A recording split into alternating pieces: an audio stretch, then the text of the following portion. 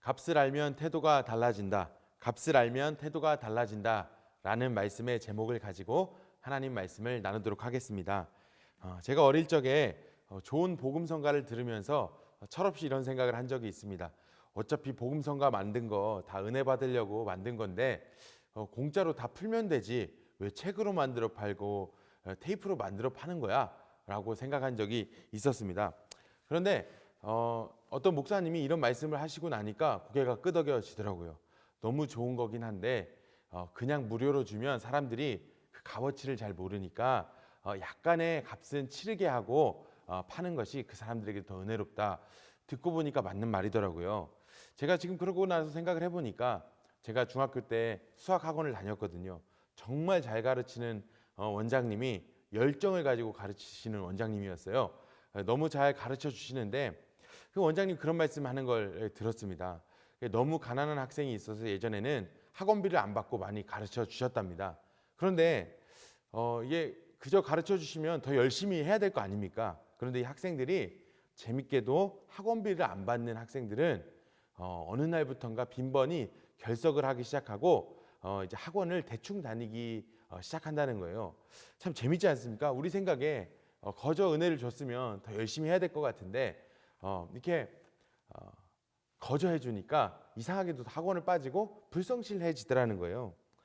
무슨 얘기입니까? 결국에는 그 값이 얼마나 소중한 것인지를 모르면 그 소중함의 값어치도 그 소중함의 가치도 잃어버리는 게 우리 인간이라는 것 아니겠습니까? 여러분, 우리에게 새 삶은 어떻게 주어졌습니까? 하나님이 우리에게 새 삶을 살아가게 하신 것은 어떤 은혜 때문에 우리가 새 삶을 살 수 있습니까? 여러분이 오늘 무릎 꿇고 하나님의 이름을 부를 때 하나님이 들어주시는 것 그 자체, 그것이 어떤 일 때문에 우리에게 벌어진 은혜입니까? 어떤 값을 치르신 은혜입니까? 오늘 말씀 본문의 2절을 우리 한 목소리로 함께 읽겠습니다. 시작. 여호와의 속량을 받은 자들은 이같이 말할지어다. 여호와께서 대적의 손에서 그들을 속량하사. 나와 있습니다. 속량받은 자들이라고 우리를 말하고 있습니다. 속량받은 자들. 속량이 뭡니까, 여러분? 노예 신분의 사람을 값을 치러서 그 노예 신분에서 해방해 주는 것, 양민이 되게 해주는 것, 그게 속량입니다. 여러분, 저와 여러분들을 성경에서 이 말씀에서는 뭐라고 말하고 있습니까? 속량받은 자들이라고 나와 있다라는 거예요. 우리가 전에는 노예 신분이었고, 전에는 어둠에 갇힌 자들이었고, 전에는 하나님 없이 살던 방탕함에 놓여있던 자들이었는데 하나님께서 값없이 하나님께서 그저 속량해 주셔서 하나님께서 값을 따로 치러 주셔서 하나님께서 우리를 주의 자녀로 삼아 주셨다는 것이죠. 속량받은 자들로 만들어 주셨다는 사실이죠. 여러분, 그런데 우리 청년들이 자꾸만 하나님 앞에서 약화되는 이유가 무엇입니까? 강함으로 이 세상을 빛으로 살아가는 것이 아니라 약한 상태로 그냥 쫄병처럼 그렇게 살아가는 이유가 무엇입니까? 심지어는 구원의 이 값어치가 아무 값어치가 없는 것처럼 그렇게 느껴지는 이유.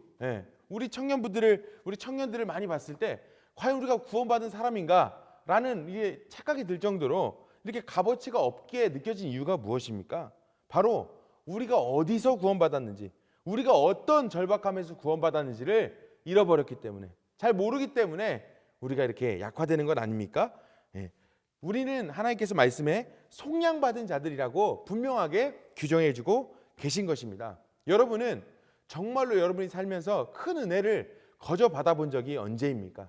여러분들 정말 생각지도 못했는데 큰 위기에 빠졌다가 정말로 큰 은혜를, 큰 속량을 한번 받아본 기억이 있습니까?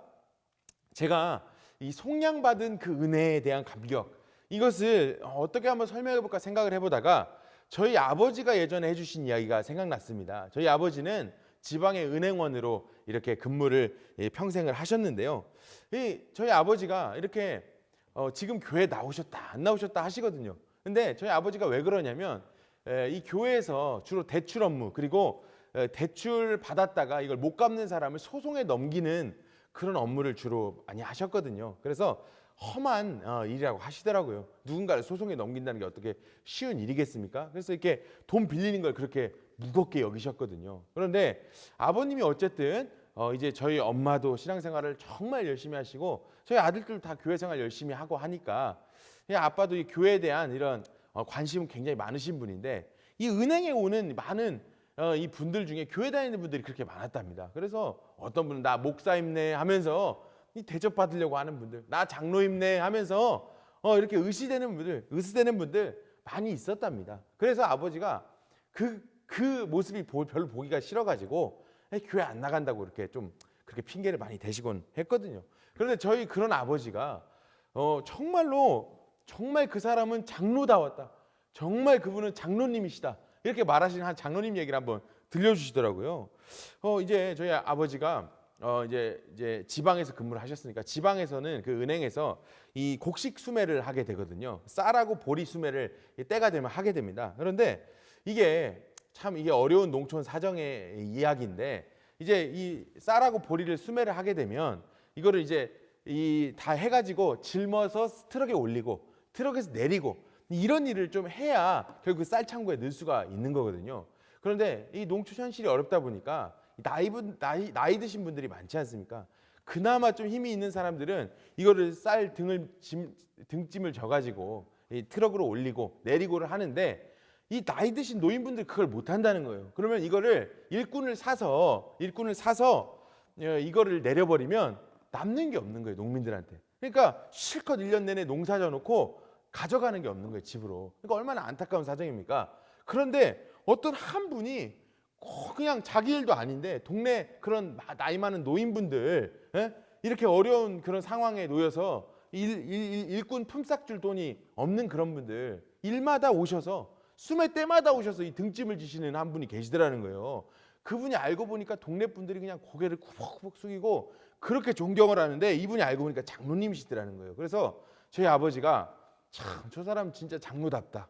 정말 진짜 저런 분들이 장로님이지 막 이렇게 말씀을 하시더라고요. 그래서 지금도 그분 생각하면 장로님이다 이런 생각이 든다고 하시는 거예요. 근데 이분이 저희 아버지가 이분을 참 좋게 생각을 하는데 어느 날 이분이 이제 서류를 가지고 이제 대출을 받으러 오셨는데 아버지가 이제 은행원실에 딱 보면 아시지 않습니까? 근데 보니까 이분이 가만히 보니까 연대보증을 섰다라는 거예요. 연대보증.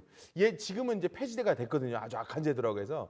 그런데 예전에 연대보증이라는 게 있었습니다. 그래가지고 연대보증은 한마디로 같이 보증을 섰는데 먼저 이게 돈을 빌린 사람한테 먼저 이렇게 묻는 게 아니라 아무한테나 물을 수 있게 돼가지고 연대보증 쓴 사람은 그냥 쫄딱 망할 수 있는 그런 제도였거든요. 그런데 이분이 너무 사람이 좋으니까 이거를 이용해가지고 누가 연대보증을 이렇게 세워놓은 거예요. 이분 평생 성실히 사셨는데 완전 인생 망하게 생긴 이 딱 상황으로 보였다는 거예요. 아버지가. 그래서 아버지가 불렀답니다.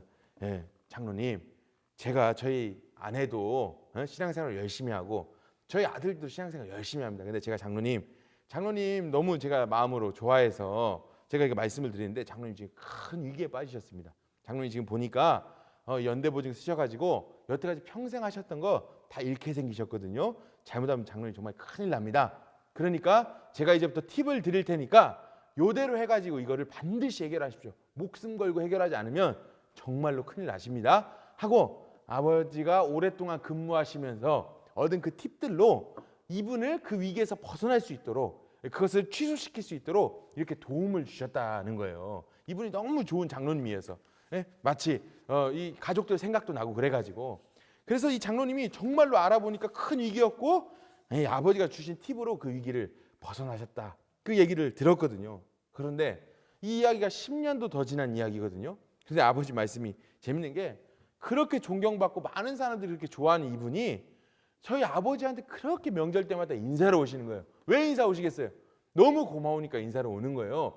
자기 인생이 완전히 쫄딱 망할 뻔했는데 거기서 이걸 알아봐주고 이거를 정말로 팁을 줘가지고 그 위기에서 벗어나게 해주니까 그냥 아버지만 보면 인생의 은인이라고 생각을 하는 거예요. 그래서 지금도 인사를 오신다는 거예요. 이분이 왜 저희 아버지 같은 그냥 평범한 이런 직장인에게 그냥 왜 경배와 이 찬양을 올려드리고 그렇죠? 고마워서 어쩔 수 없어서 막 어떻게 할 수가 없어서 그렇게 하십니까? 왜냐하면 이분이 어떤 위기에서 자기가 건짐을 받았는지 알기 때문에 그래요. 얼마나 어려운 상황에서 건짐을 받았는지 이분이 너무나 잘 알기 때문에 그 위기에서 건져준 사람한테 너무너무나 고마운 거예요. 이게 바로 속량받은 그 값어치를 아는 사람이에요. 그 태도를 가진 사람이라는 거예요. 여러분, 우리가 하나님 앞에서 어떤 상태에서 속량을 받았습니까? 우리가 주님 앞에서 은혜를 못 받았다면 우리가 어떤 상태로 살았어야 됐습니까? 오늘 말씀 4절 5절에 보니까 그들이 광야 사막길에서 방황하며 거주할 성읍을 찾지 못하고 줄이고 목이 말라 그들의 영혼이 그들 안에서 피곤하였도다. 여러분이 지금 살아보시니까 여러분의 인생이 어떻습니까? 주님 없이 살았던 여러분의 인생이 어떠했습니까? 주님 없이 살았던 여러분의 인생이 과연 행복했습니까? 주님 없이 살았던 여러분의 인생이 정말로 꽃길만 같았습니까? 그것이 아니었잖아요. 누구보다 여러분이 잘 아시잖아요. 여러분들의 삶이 얼마나 광야길과 같았고 여러분들이 얼마나 거주할 성읍이 없어서 방황하였으며 얼마나 줄이고 목이 말라 그렇게 애타면서 살았는지 여러분이 누구보다 잘 아시잖아요. 바로 그렇게밖에 살 수 없었던 우리 인생을 주님께서 건져 주셨다는 거예요. 속량해 주셨다는 거예요. 값을 치러 주셨다는 거예요. 그래서 우리를 뭐라고 부르고 있습니까? 시편 107편 2절에서 여호와의 속량을 받은 자들아라고 부르고 있는 거예요. 여호와의 속량을 받은 자들아라고 부르고 있는 거예요. 에베소 5장 8절에 보니까 너희가 전에는 어둠이더니 이제는 주 안에서 빛이라. 주님이 우리를 어둠에서 빛으로 불러주시고 비참한 상태에서 가치 있는 인생으로 삼아 주셨다는 것이죠. 속량받은 자들, 새로운 산 길을 보여주신 예수님의 은혜를 누린 자들, 그 태도가 바로 우리가 그 저주 가운데서, 그 어려움 가운데서, 그 어둠 가운데서 이렇게 살 길을 주님이 주셨다는 것입니다.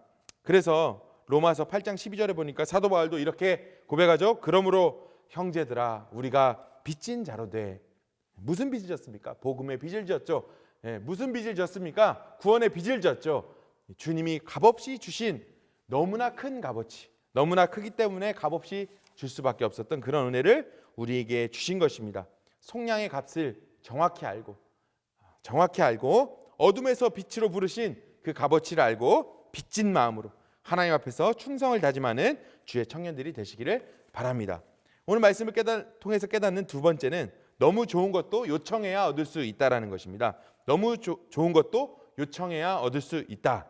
신학 용어에는 불가항력적인 은혜라는 말이 있습니다. 말 그대로 저항이 불가능한 은혜, 그런 말입니다. 구원의 은혜는 하나님이 사랑하시기로 작정한 사람에게는 거부할 수 없이 그냥 주어지는 그런 은혜라는 겁니다. 근데 결국 사실 이 말은 구원의 은혜를 누린 사람이, 구원의 은총을 얻은 사람이 나중에 생각해 보니까 주님이 거부할 수 없도록 우리에게 거저 주신 은혜구나 이렇게 고백하는 그런 내용이거든요. 근데 사실은 우리 입장에서는 주님이 마지막으로 하나 장치해 놓으신 게 있는데 이 불가항력적인 은혜라 할지라도 우리 사람의 입장에서는 믿겠다는 결단과 죄사함의 요청이 필요하다는 것을 여러분이 분명히 아셔야 합니다.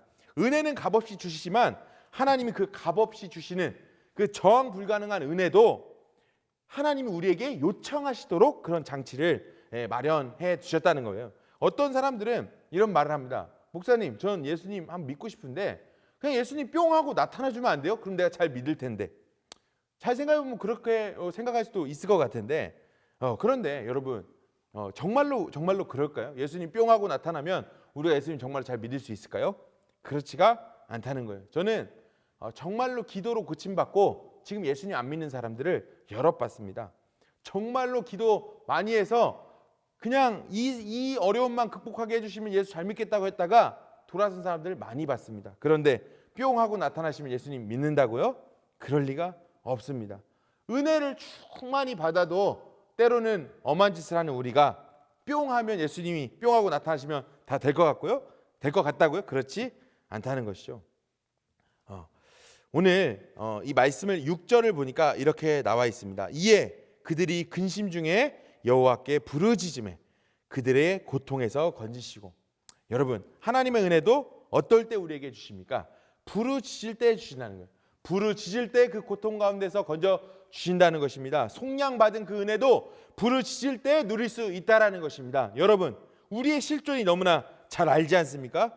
어제 저녁까지 영적으로 무너져 만약에 지내다가 은밀한 죄로 하나님 앞에 엉망으로 살다가 오늘 아침에 하나님이 아무렇지도 않게 성령 충만으로 우리에게 회복을 해주신다면 우리가 그 은혜를 소중히 여길 것 같습니까? 우리가 죄를 이길 수 있는 결단을 할 수 있을 것 같습니까? 그렇지 않다라는 것입니다. 죄 상태에서 벗어나기 위해 하나님 앞에 다시 나오는 결단으로, 새벽을 깨워서 하나님 앞에 울부짖는 결단으로, 부르짖는 결단으로, 주님, 제가 주님 앞에서 또다시 범죄하였습니다. 주님 앞에 나아갈 수 있는 힘을 주십시오. 용기를 주십시오. 주님, 용서하시는 은혜를 저에게 회복시켜 주십시오. 제 마음 가운데 은혜의 강수를 다시 한번 회복시켜 주십시오. 이것이 너무나 가치 있는 것이었는데 주님, 제가 가치 없는 것처럼 함부로 살았습니다. 주님, 용서해 주십시오. 이 과정이 있어야만 은혜에 대한 갈망이 다시 깊이 파지고 이것이 얼마나 값어치 있는 것인지를 가지고 살아갈 수 있는 은혜가 있다라는 것입니다.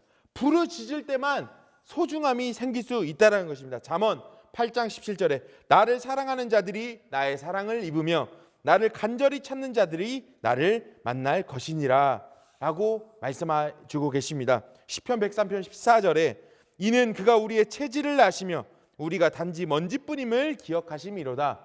우리의 체질을 너무나 잘 아시는 주님께서 우리가 부르짖음을 통해서 하나님 앞에 나아갈 때만 하나님의 은혜를 주셨다는 것이, 우리의 너무나 체질을 잘 아시기 때문에, 우리가 그런 연약한 존재임을 아시기 때문에, 우리가 부르짖지 않으면 이것을 소중히 여기지 않는 존재임을 아시기 때문에 주님이 우리에게 부르짖도록 갈망해야만, 요청해야만 그 귀한 것을 얻을 수 있게 해주셨다는 것입니다. 오늘 본문의 6절, 7절 그리고 9절을 제가 읽어드리고 말씀을 마무리하겠습니다. 여호와께 부르짖음에 그들의 고통에서 건지시고 또 바른 길로 인도하사 거주할 성읍에 이르게 하셨도다. 그가 사모하는 영혼에게 만족을 주시며 줄인 영혼에게 좋은 것으로 채워 주심이로다. 하나님은 부르짖는 방법으로, 기도하고 매달리는 방법으로 우리를 다시 부르시고 빛의 자녀로 살 수 있는 길을 주십니다. 이 길은 우리를 위하여 휘장 가운데로 열어놓으신 새로운 살 길이요. 할렐루야. 주님이 열어놓으신 새로운 살 길로 하나님 앞으로 부르짖음의 도구를 가지고 나아가시는 주의 귀한 청년들 되시기를 바랍니다. 오늘 말씀 정리하겠습니다. 시편 107편 말씀을 통해서 우리가 두 가지 살펴보았습니다. 첫 번째는 값을 알면 태도가 달라진다는 것이었습니다. 속량받은 자들이라는 그 값, 주님이 치르신 값을 알고 그에 합당한 태도로 살아갈 때 능력 있게 쓰임 받는다고 했습니다. 오늘 말씀을 통해서 깨달은 두 번째, 너무 좋은 것도 요청해야 얻을 수 있다라는 것이었습니다. 부르짖음의 방법으로 구원의 은총을 요청하고 그것을 누리며 살아가는 주의 귀한 청년들 되시기를 바랍니다. 기도하겠습니다. 하나님 아버지, 감사합니다. 오늘 말씀을 통하여서 속량받은 자들이라는 것을 깨닫게 하시고 부르짖으며 하나님 앞에 나아가도록 우리를 붙들어 주시니 감사합니다. 이 은혜 속에서 살게 하여 주시옵소서. 주님 주신 마땅한 도구를 가지고 그 마땅한 값어치를 누리며 느끼며 무게를 가지고 살아갈 수 있는 능력 있는 주의 청년들 되도록 은총 베풀어 주옵소서. 예수님의 이름으로 기도했습니다. 아멘.